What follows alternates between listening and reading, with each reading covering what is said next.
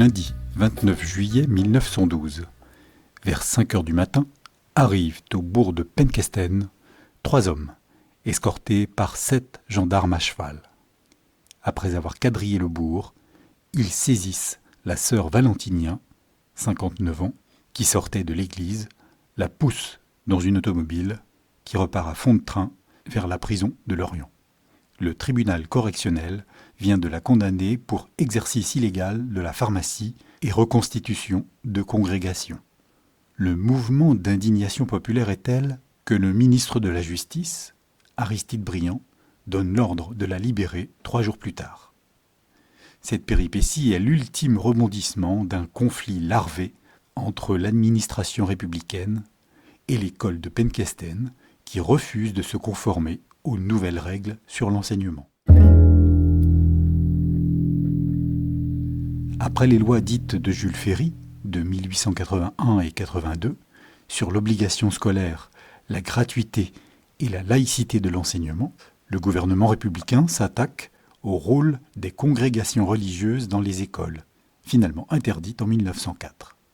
L'année suivante, la loi de séparation des églises et de l'État est promulguée à l'initiative du député républicain socialiste Aristide Briand. Dans le Morbihan, toutes ces lois divisent. Elles bouleversent le rôle séculaire de l'Église dans l'encadrement de la population et menacent directement l'un des terrains d'action privilégiés du clergé, l'instruction. L'Église trouve chez les familles conservatrices locales de puissants soutiens politiques et financiers. La presse conservatrice relaie ses intérêts. À Penkesten, en 1911, il n'y a toujours pas d'école publique. Les sœurs de la congrégation du Saint-Esprit assurent l'instruction des filles, celle des garçons est tenue par les frères de l'instruction chrétienne de Pleuharmel. Les locaux appartiennent à M. de Carnet de Carnavalet, la figure locale du conservatisme politique.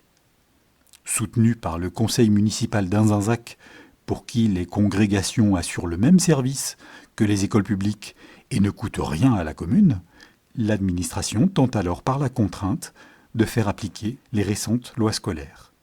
Amende contre Marianne Davigo, sœur Valentinien en religion, en charge de l'enseignement des filles et des soins médicaux gratuits.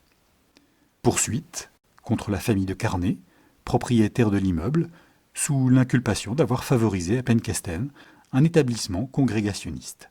La religieuse et les propriétaires sont finalement acquittés. À la veille de la Grande Guerre, le Morbihan demeure un département fortement analphabète. La fréquentation de l'école reste fluctuante, l'instruction des filles souffre particulièrement de retard. Le 30 juin 1911, le principe de la création d'une école publique à Penkesten est voté. La déclaration de la guerre et l'hostilité de M. de Carnet de Carnavalet, propriétaire des terrains convoités, retardent grandement le projet. L'école publique est finalement inaugurée en septembre 1931.